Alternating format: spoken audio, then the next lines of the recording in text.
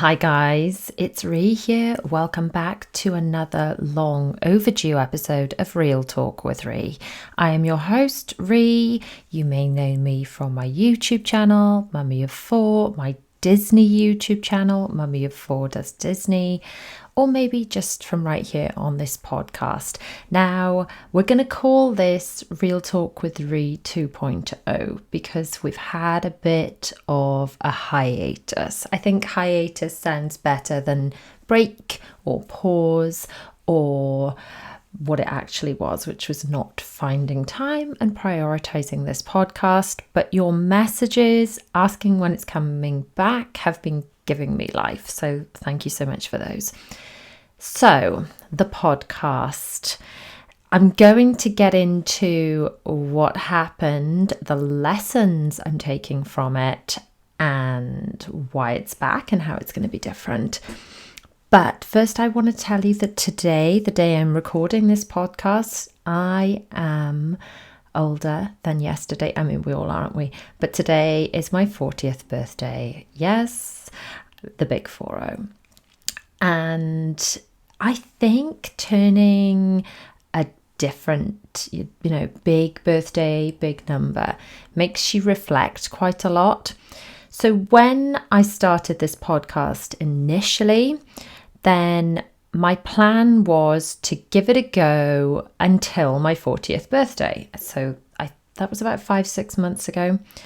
And I was doing it and trying to make the podcast everything, as in to work in lots of different ways. I wanted it to work as an audio podcast, which is how I listen to podcasts, absorb them. But I also thought, hey, multitasking. This can be a video podcast. It can be one of the videos a week on my main channel. It will make so much sense. It's repurposing. It's a productivity hack. I thought this is going to be great. It's going to be everything. And it just didn't take me very long to realize that, what seems quite obvious now, that it wasn't going to work in all these different formats. So the chatty format of the podcast, which is what I want to bring in season 2, podcast version 2.0, whatever you want to call it.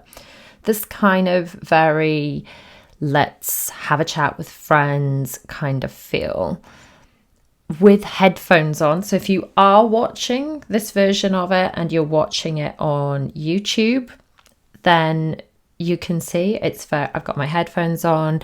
I've got my microphone in the shot. This is not going to be a really jazzy, lots of editing, lots of text on screen, delivering value, kind of keeping people super engaged in the video, chop, chop, chop edit that you would see in a typical more video, which is why, and you'll know this if you're actually watching it, I'm planning to put these video podcast episodes on a second channel, the Real Talk with Rhi channel.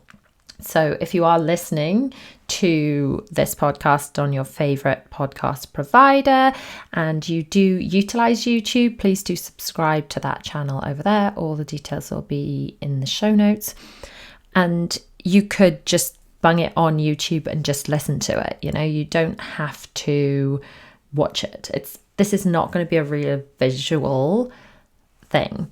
But the mistake I made before was thinking that the podcast was going to work in a really great audio format and also be something that the people that normally watch my channel and expect hauls and speed cleans and vlogs were going to want to actually watch, to actually sit down and look at. I think video podcasts, they're not going to work as a visual thing, even though it's a visual thing. Like if I'm listening to a video that's more podcasty, I'll have my headphones in. I won't be looking at it. I'll be walking around and doing stuff. So that's kind of what we're going for. And I think the lesson I've taken away from this, and this is something as I get older, I kind of, struggle with, but it's so difficult to feel like you've failed at something and got things wrong. But I think it's all just trial and error, and we need to be a little bit more kind with ourselves. So for me, starting the podcast, everything I do for work, to be honest, I don't know anyone in my real life that knows what I do, that does what I do, that even really understands what I do for a living. I'm just winging it. But I don't think that is specific to my job. I feel like I'm just winging it with everything. I feel like I'm just winging it with adulthood. I have a whole channel where I talk about organization, and it's really just my journey to try and become more organized than I am, and trying to make my own life a little bit easier. And anything that I have discovered that I'm sharing, I'm just sharing it, wishing that someone would tell younger Rhi some of this stuff. So hopefully, and this has kind of been the premise of the channel from the beginning, then when I do learn things, then I share them with people so that I don't have to find out the hard way like I had to. But the truth of the matter is, it's all trial and error. Motherhood, anything you do for work, even if you have got people that you can ask about things, we're all just winging it. And I've had some questions sent in some birthday specific questions that we're going to get to. But I think what's really occurred to me is that I'm 40 years old today, 40. I can remember my parents turning 40 and I was a kid and thinking that was ancient and just really grown up. And I've got to be honest with you, I don't even feel like a real grown up. I struggle with referring to myself as a woman, not a girl. I have huge imposter syndrome about being a grown-up. It sounds insane, but I do. And whenever I talk to people or I see people that I was in school with, we're the same age, obviously we're in school together, and I hear they're like a doctor or something, and I'm like, that's a really grown-up job. And then it occurs to me that actually I'm supposed to be a grown-up because I am the same age as this person. And I guess my job doesn't feel very grown-up. It feels, that's my chair, excuse me. I'm not going to edit that out. This is going to be a lot more chatty. I'm going to try and just keep this as less pressure, less highly edited. So if you hear my chair squeaking like that, I can't make it do it now. That's what that's going to be. Anyway, where was I going? I digress. Yeah, I don't feel like a real grown-up, and it's totally okay if you don't either. Like, that's okay. We're all just winging it, really. Okay, let's go to some questions. Thank you so much to everyone that has sent in questions, by the way. I'm actually thinking in the future about doing entire podcast episodes, just answering one question at a time, much like I used to do a very long time ago, actually, when I started my channel, or perhaps was it when I relaunched it? I think it was when I relaunched it. I used to just flick on the camera and be like, right, I've had this question. These are my thoughts, and I'd answer it. Okay, so which one? So happy birthday from Laura. Glitter sparkles, have a magical day. Thank you. Right, okay. Bose75 says, happy 40th, you look fab. Oh, thank you. You're my new best friend. What would your dream birthday cake be made of? Okay. I'm a bit odd with cake, actually. I don't like loads of desserty stuff. I love chocolate spongy stuff, but not anything too creamy. That's very specific and fussy sounding, isn't it? So my dream birthday cake, I think, would be like a chocolate cake, but with that roll out, bear with me if I don't know, it's called something specific. It's not called roll out icing, but you know the kind of icing you get on a birthday cake that is, you buy it and you would roll it out if you were actually making a cake. It's not marzipan. It's not icing sugar type stuff. It's stuff you roll out with a rolling pin. What is that called? Does anyone know? Anyway, that covering chocolate cake.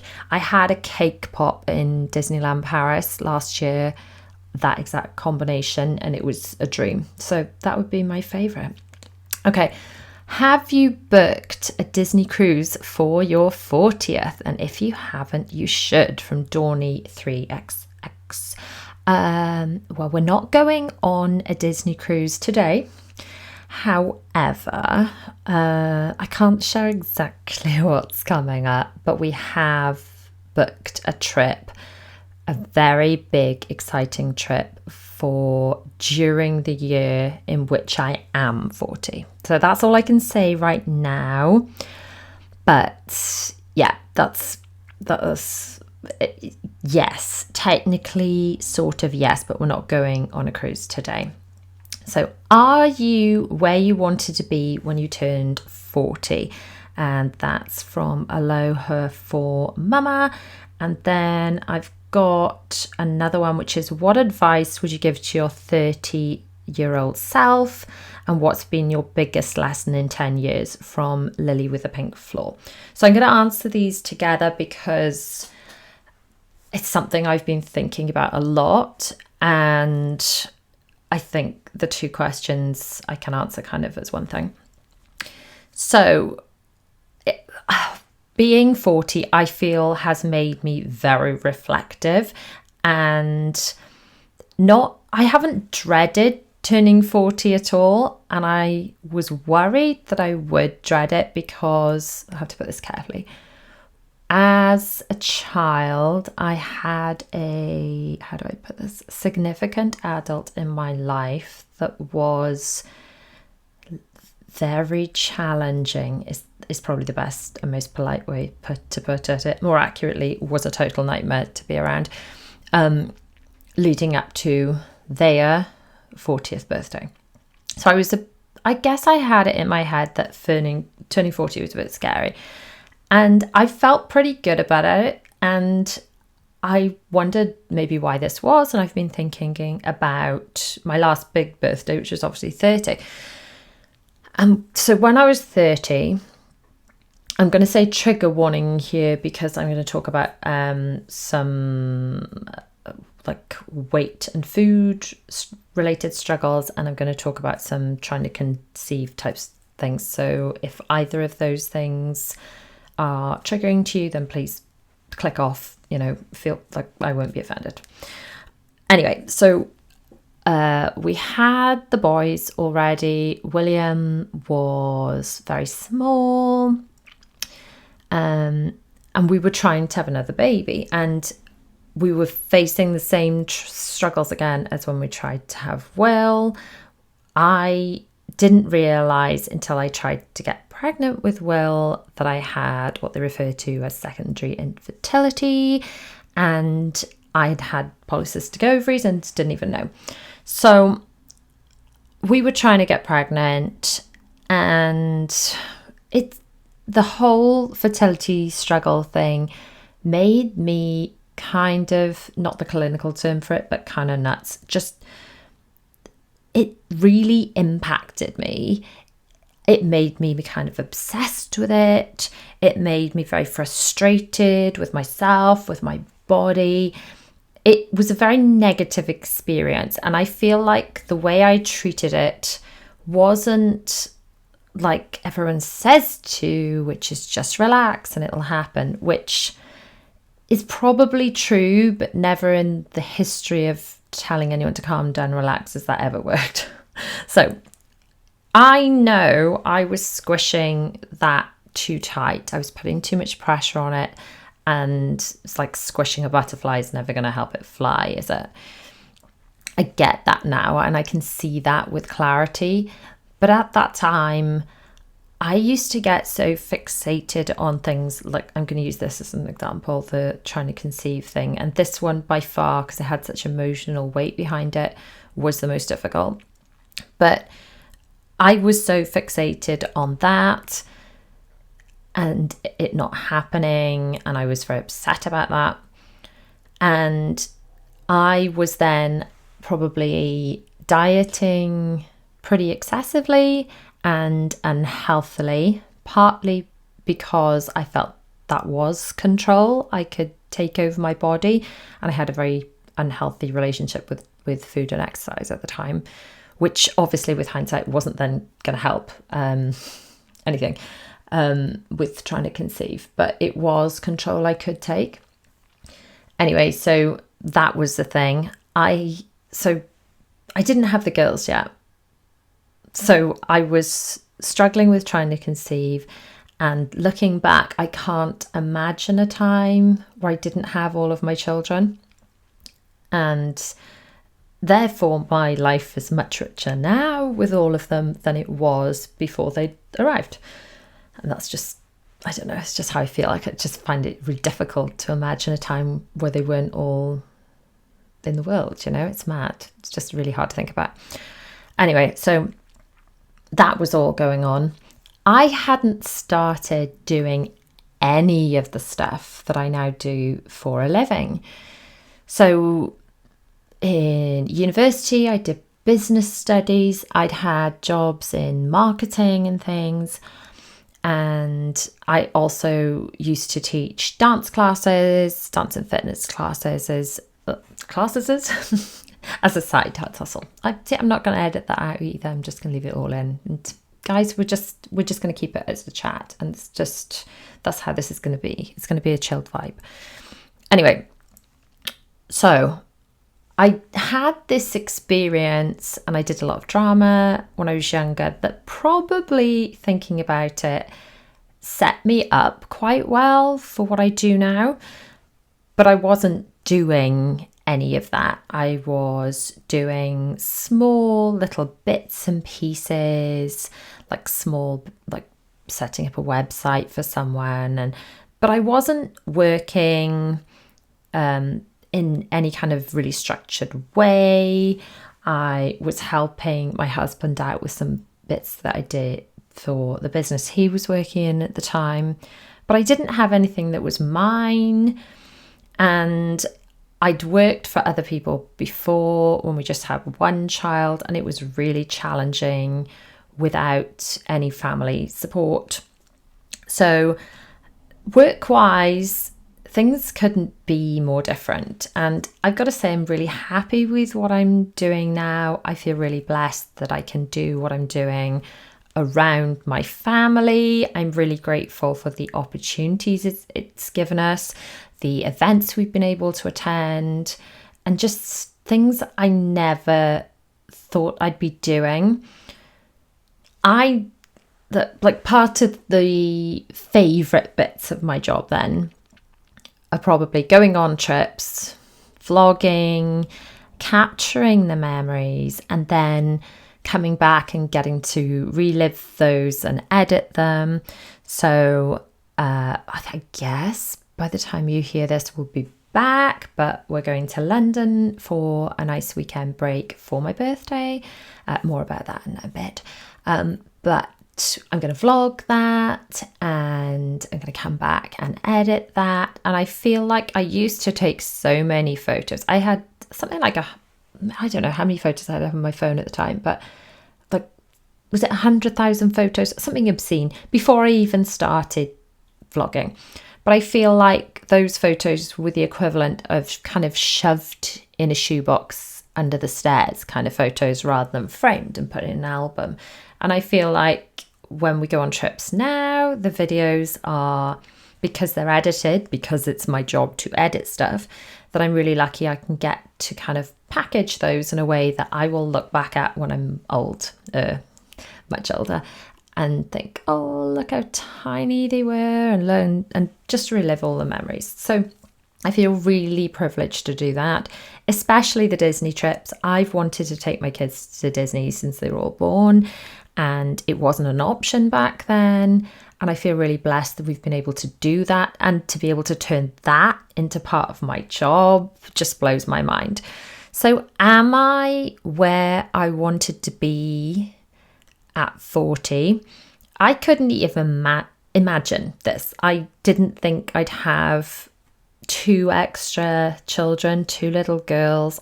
I had no idea. I had no idea about what I'm doing for work. We really wanted to move, and it just felt really far out of reach. So that probably is a goal. We wanted to be in walking distance of the school. And we are, so that's amazing. So I guess that's a goal that I did want, and that I'm really pleased to have achieved. But the other things in my life that I feel so blessed for now, I couldn't even imagine back then, which is amazing, really. So I think that's a very roundabout way of answering the question.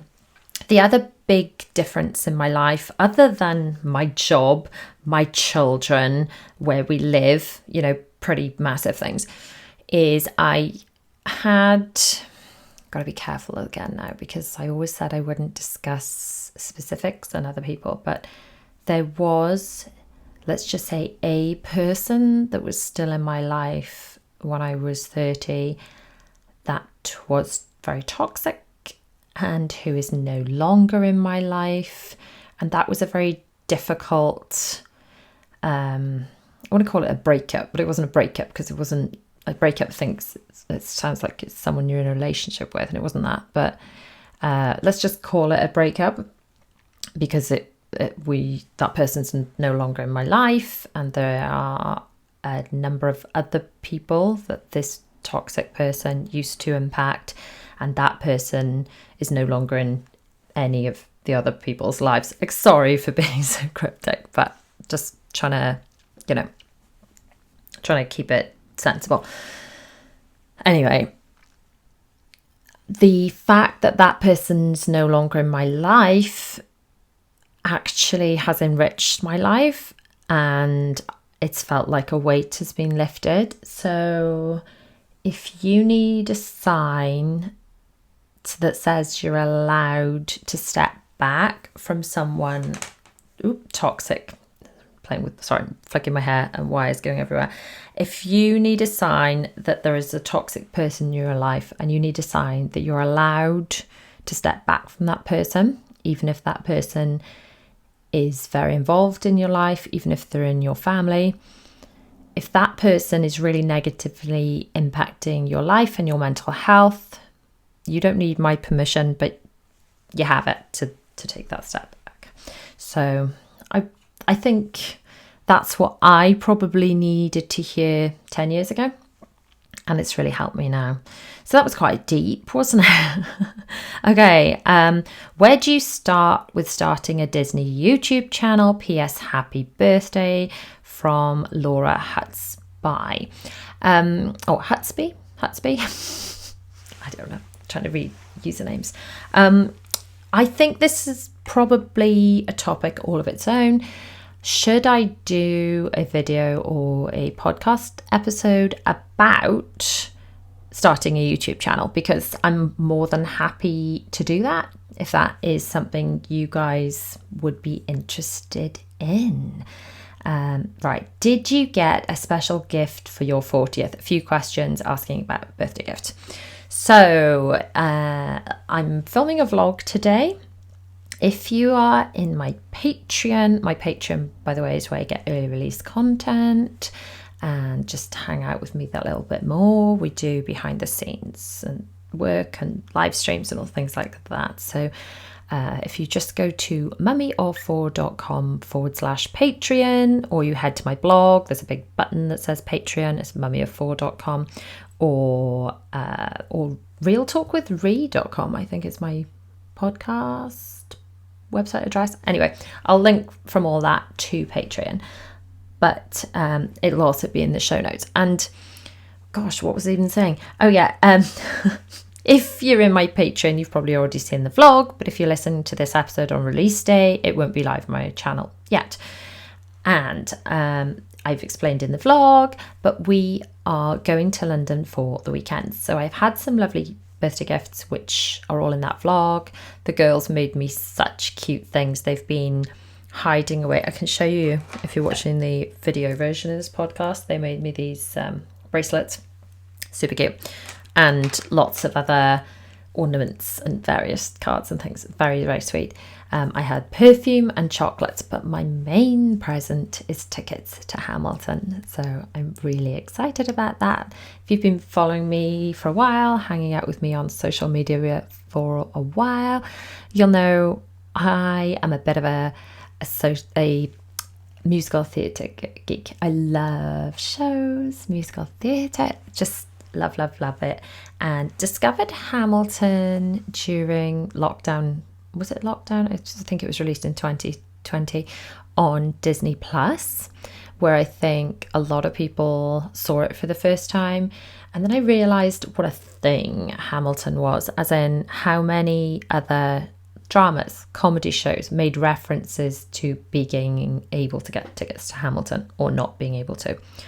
And I saw it on Disney Plus. The first time, it was so fast and people were talking to me. It was only half watching it. I was like, wow, I need to see that again. I think I missed half of it. And the soundtrack is so good. I cannot wait to see it in person, to be in the room where it happens. That's one of the songs if you haven't seen it. But if you've not seen Hamilton yet, please just listen to the soundtrack. There is a clean version and there's a version where there are one or two swear words. Not millions of them, but one or two of them. If you listen to with kiddos, then listen to the clean version. Obviously, I guess there'll be one or two words in the 2.5 hours, the same as in the audio, but I feel like if you're listening to music on a loop, you're better off with a clean version, just in my opinion. Anyway, we're going to go and see it. I can't wait. Yes, the children are coming with us. They love Hamilton, and we're just going to have to hope they don't hear the one or two bad words. Do I get worried about people judging me online because I'm taking my children to see it and it's got one or two bad words in it? I know people will. But at the end of the day, they're my children. I think the benefits they'll get from seeing such a spectacular show in person far outweigh the risks of them actually picking up any bad words from it. That's my personal opinion. Obviously, each to their own. But yeah, that's where we're at with it. My main present is Hamilton tickets. My eldest can't come, unfortunately. He's got lectures. So it'll just be the 5 of us, but it's going to be so much fun. Okay, let's see if we've got some more questions. Okay, favourite ride at Walt Disney World? So many. To be honest, I know the fireworks aren't a ride, but I think my favourite thing to do in any of the Disney parks is just to absorb the magic, the fireworks, the parades, because seeing all of that through my children's eyes and seeing them wave at the characters, and it just lights up my heart. It's just amazing. Are you going to eat chocolate on your birthday? 100%. I rarely go a day without eating chocolate, to be honest. It's amazing. It's my favourite thing. Are you going to Disneyland in Paris for the Christmas season this year? No plans at the moment. No plans, sadly. But there is another big trip coming soon. So never say never. If someone was like, Rhi, do you want to go? I'd be like, I'm there. I am there.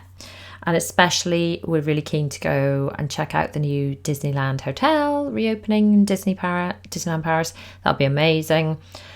But no plans for Christmas as yet. However, if you want to see some Disneyland Paris Christmas vlogs, then you can head to my Mummy of Four Does This Disney YouTube channel, and they're all there in a playlist. You can watch all of the vlog series straight through. They're all there for you to watch in order. Okay. Lots of when's your next trip? Lots and lots of those. Okay, do you have any regrets? Ooh, that's a good one, isn't it? Regrets. Regrets are a funny one because anything, if you think butterfly effect, anything I changed up to the point where I am right now would put me in a different place. So although there are things I can look back on and with hindsight think, oh, that wasn't a good idea, I wouldn't do that again, with work, with family, with relationships with friends, with family, with things I've said, with everything. I constantly learn new things every single day. That's not just something people say. That I'm still like, wow, mind is blown by what I've learned today. But I can't say I regret anything, because altering anything would change where I am now. And I'm really happy where I am now. I would say much happier with myself, much more confident in myself. And there's things about lessons, a few questions about lessons in the last 10 years. I've got to say, I think the last 10 years, I've learned more than I did in the first 30 combined. Absolutely, without a doubt. I went looking for books, and by books I mean on Audible, which is audiobooks. And if you've not got Audible yet, it'll change your life. So I will put a link down below if you want to grab a free audiobook. I've got loads of recommendations and things of books that I love. So if you want to grab one of those, there's a free trial. Anyway, I went looking for books about to business, about how to be more productive, how to set up and run a small business, how to do better, how to make money, how to do all the things I'm doing now. But I went looking for quite practical how to set up, because what I do is a business, I guess, how to set up a business and do well at that, books. And what I found in summary, every single book was get your headspace right, get your mental health, yes, but more your mindset. Get your mindset right, and everything else will follow. Every single book can be summarized by that. Get your mindset right, and everything else will follow. So the amount of stuff I've learned about mindset, about confidence, about, yes, law of attraction, not something I talk about a great deal, but happy to if anyone would like me to. If you're watching on YouTube, by the way, and you ever want to comment, you can just do that. That's quite easy. I don't think you can just comment on podcasts, but you can always drop me an email, rhi@mummyof4.com, if there are any things, podcasty type things, questions you want to submit, or answers to things I'm putting out there. But yeah, mindset, the amount I've learned about that has totally blown my mind. And honestly, I think in a totally different way than I did 10 years ago. Practicing things like gratitude with the children. And I'm so blessed that it seems like in parallel, as I've learned these things, we've got amazing teachers in the children's school, and they are teaching the children about things like the chimp paradox. The chimp paradox, in summary, is our brains, through evolution, don't realize that we're not still living in the wild, in the jungle, and maybe attacked at any time. So when someone is mean to us in an office, which isn't dangerous, it's unpleasant, but it's not dangerous, our bodies feel and react in a way that we might get cast out of the tribe and eaten by lions, which we probably won't just because someone's mean to us in the office, but that's how it feels. And the chimp paradox is all about the rational human brain versus this chimp brain that's trying to keep you safe. And it's fascinating, actually. If you're looking for an Audible recommendation, the Chimp Paradox, amazing. But they're teaching the kids this in school now. Apparently it's not everywhere. Our children learn it in our school.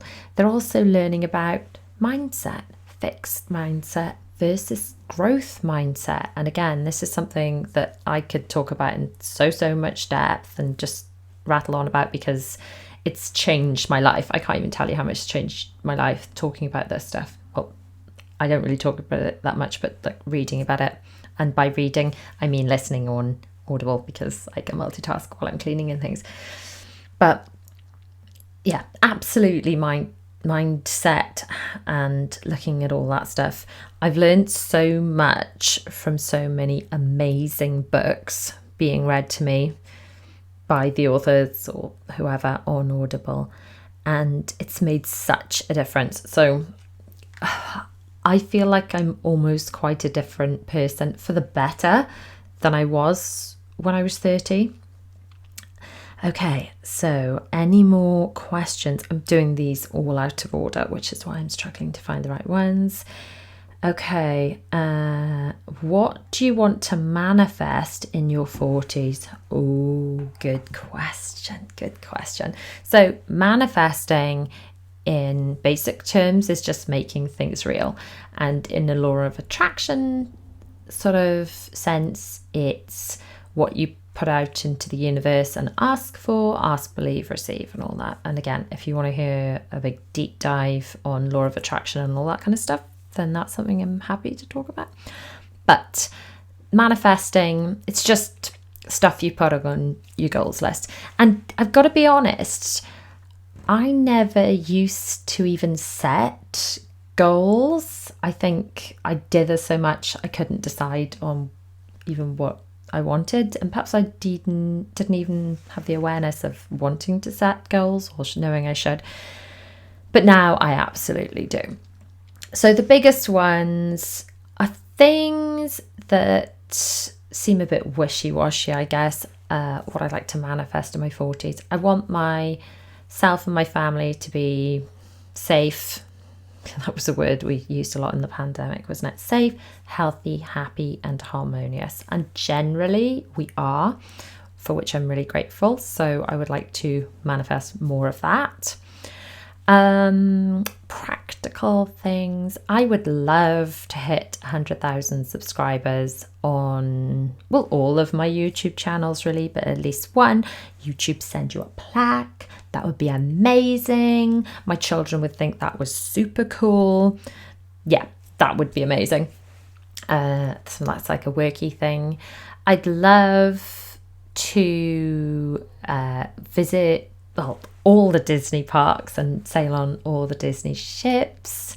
That would be amazing, especially the California park, because that's where it all started. So it's like a little Disney thing to manifest. But so at least some more ships, at least the California park. Would love to manifest that. Let me see what else. Other places I'd really like to go. I really want to take the children who love the Sound of Music on the Sound of Music tour, preferably while the girls still want to dress up in dresses made of curtains like in the film. I'd love that. Just take my girls to Salzburg. Well, obviously the boys as well, but like the girls would want to dress up in the dresses and spin on the hills. I want them to get to spin on the hills before they're like, oh, Mum, you're so embarrassing. Because I know that'll come at some point. I heard a fantastic analogy. It was on Modern Family, actually, about having teenagers is like sending someone to the moon, and you feel like you're losing them. And then there's this bit on the dark side of the moon where you feel like you just can't get through to them. There's no communication. And then you feel like they're coming back. So I've got that look forward to another 3 times. Yay! So yeah, Salzburg. And I've always wanted to do New York. I feel like that's something I'd love to do when the kids are a little bit older. I feel like Maybe they're a bit young for it now. It's like doing London, but on a much bigger scale and a much longer flight. So that I'd love to manifest all of those things. What else? Let's see. Big lofty goals. I just want my content and my videos to help people. I think that sounds really wishy-washy, but I want to put out content that's helpful. I want people to feel like, oh, that's really made a difference, or that's really cheered me up, or that's really made me feel better, or heard, or seen, or just entertained. That's what I really want from my work and my videos. That would be good. And when I get messages from people saying things like that, like, oh, your tips for Disney really helped me plan the trip. I get messages from people as they've stepped off the plane saying that made such a difference. And that really means so much that they bothered to send me that. I had a message the other day from someone saying that I'm not really your target audience. I'm 24, but thanks for teaching me how to adult.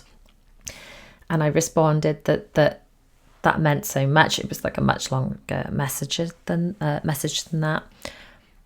And it meant so much that that I'd made an impact, that anything I was saying was helping. But I did have to tell her that I'm just winging it too.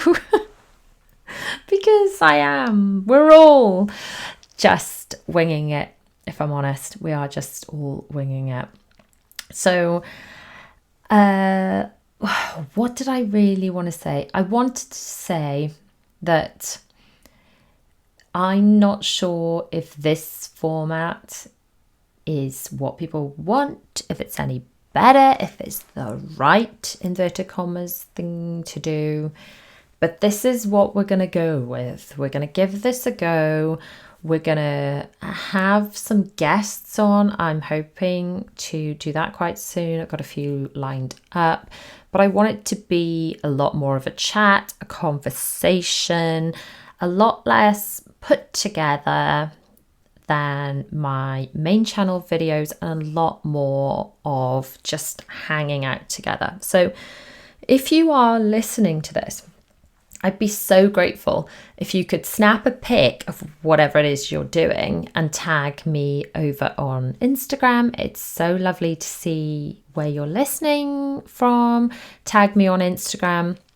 Let me know any questions you have you'd like me to answer in subsequent podcasts, what you think of the format, and where you like to listen. That would just be so lovely to hear.